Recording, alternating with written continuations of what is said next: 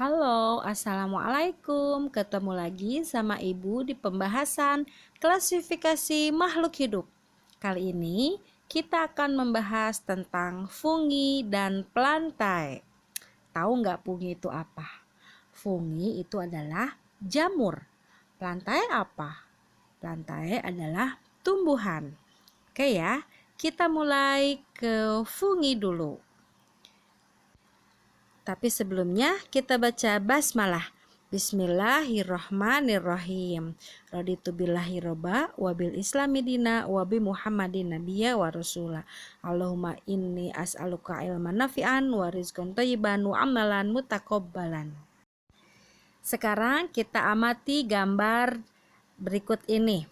Fungi atau jamur. Fungi ini memiliki ciri-ciri. Yang pertama, dia memiliki sel eukariotik, artinya selnya memiliki membran inti. Juga dia tidak berklorofil. Pernah nggak melihat jamur warnanya hijau? Nggak pernah kan? Karena dia tidak memiliki klorofil. Kalau tidak memiliki klorofil, otomatis dia hidupnya heterotrop, artinya tidak dapat membuat makanannya sendiri. Terus bagaimana dong dia hidup? Dia hidupnya sebagai sapropit atau parasit. Kalau dia mau makan, dia tinggal menyerap di lingkungan sekitar. Lalu yang terakhir, tubuhnya terdiri dari benang-benang halus yang disebut hifa. Ada nggak yang pernah makan jamur? Coba perhatikan, jamur yang paling besar yang suka ada di tukang sayur itu ada jamur merang ya, atau jamur tiram ya. Itu ada hifa, benang-benang halusnya ya.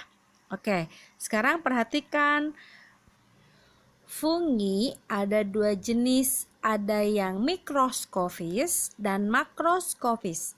Mikroskopis berarti dia makhluk hidup yang ukurannya sangat kecil, yang hanya bisa dilihat dengan menggunakan mikroskop. Atau yang kedua, makroskopis, berarti kebalikannya, dia berukuran besar.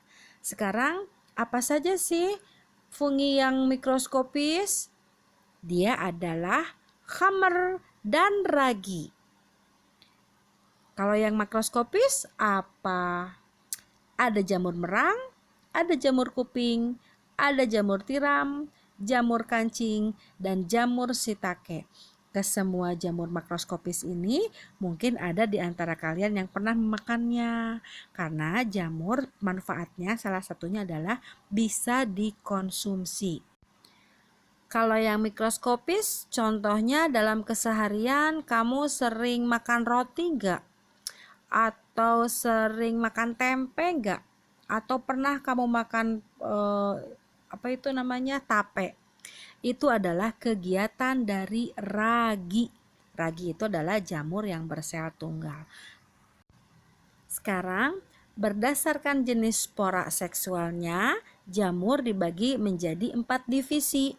Yang pertama, zigomikota, yang kedua, askomikota, yang ketiga, basidiomikota, dan yang keempat, deuteromikota. Gambarnya silakan kamu amati gambar fungi di halaman yang terdahulu. Nah, ayo kita bernyanyi, kita hafalkan ciri-ciri fungi. Fungi-fungi jamur sel eukariotik, tidak berklorofil, juga heterotrop. Zigomikota, askomikota, basidiomikota, deuteromikota. Hafalkan ya. Sekarang kita akan membahas tentang plantae atau tumbuhan. Tumbuhan ini ada di sekitar kita. Dia memiliki ciri-ciri. 1. Selnya eukariotik, artinya selnya memiliki membran inti. Yang kedua, multiseluler, jadi selnya banyak. Yang ketiga, memiliki dinding sel dan klorofil, sehingga dia bentuknya kaku dan dapat berfotosintesis. Yang keempat, autotrop, artinya dapat membuat makanannya sendiri melalui fotosintesis. Yang kelima, berkembang biaknya dengan generatif dan vegetatif. Plantae atau tumbuhan dibagi menjadi 3. Ada yang termasuk Bryophyta atau lumut, yang kedua Pteridophyta atau paku, yang ketiga Spermatophyta atau tumbuhan biji. Yang termasuk Bryophyta atau lumut ada 2, lumut hati dan lumut daun. Yang kedua Pteridophyta atau paku. Ada paku purba, paku kawat, paku ekor kuda, dan paku sejati. Juga Spermatophyta atau tumbuhan biji dibagi menjadi 2. Ada Gymnosperme atau tumbuhan biji terbuka dan Angiosperme, tumbuhan biji tertutup. Ayo kita amati gambar lumut berikut ini. Lumut ada banyak jenisnya, tetapi yang paling penting yang harus diingat adalah lumut selalu tinggal di tempat yang lembab. Kecuali ada satu, namanya lumut kerak. Dia bisa bertahan hidup di suasana yang kering dan panas. Oke ya, ada lumut hati dan lumut daun, itu ada gambarnya. Selanjutnya kita masuk ke ciri-ciri lumut. Yang pertama, akar, batang, daun tidak dapat dibedakan. Yang kedua, lumut selalu tumbuh di tempat yang lembab. Yang ketiga, dia tidak memiliki pembuluh silem dan pembuluh fluim, dia tidak memiliki silem dan fluim. Yang keempat, batangnya dan daunnya sangat sederhana. Yang terakhir, akarnya rhizoid, artinya hanya menyerupai akar. Disebutlah akar semu. Sekarang yang kedua, yaitu paku atau Pteridophyta. Coba amati gambar paku berikut ini.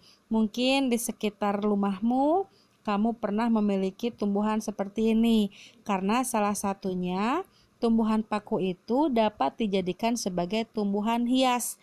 Ada paku ekor kuda, ada paku tanduk rusa, ada kadaka, ada suplir, atau mungkin banyak sekali tumbuhan paku yang liar di sekitar rumahmu.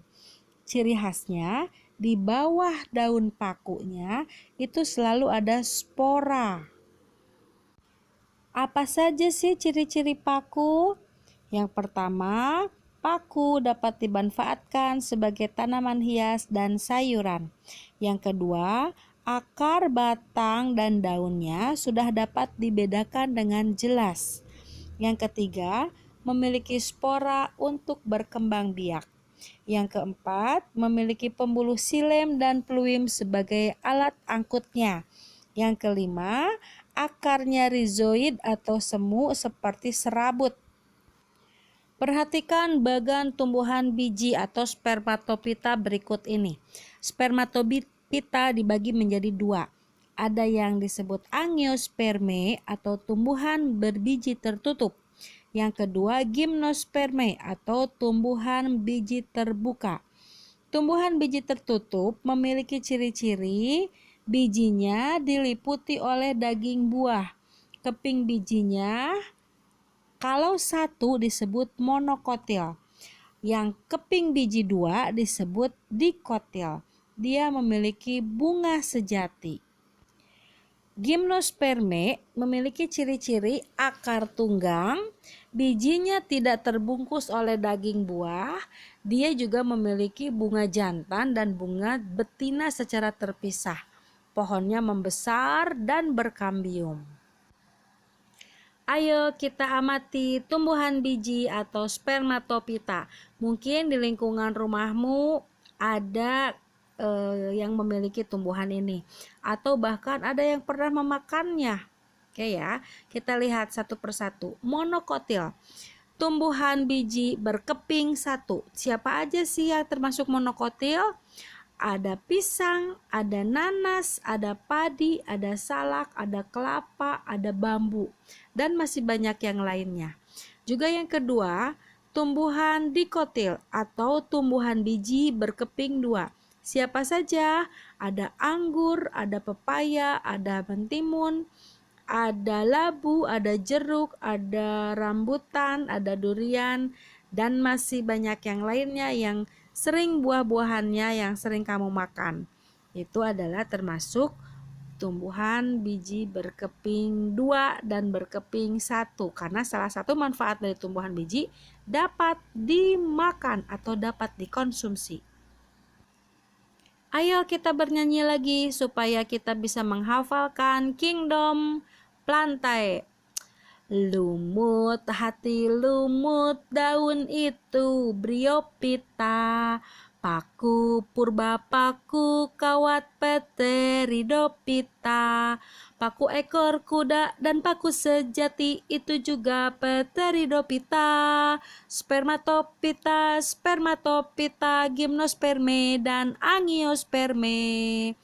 Hafalkan ya lagunya.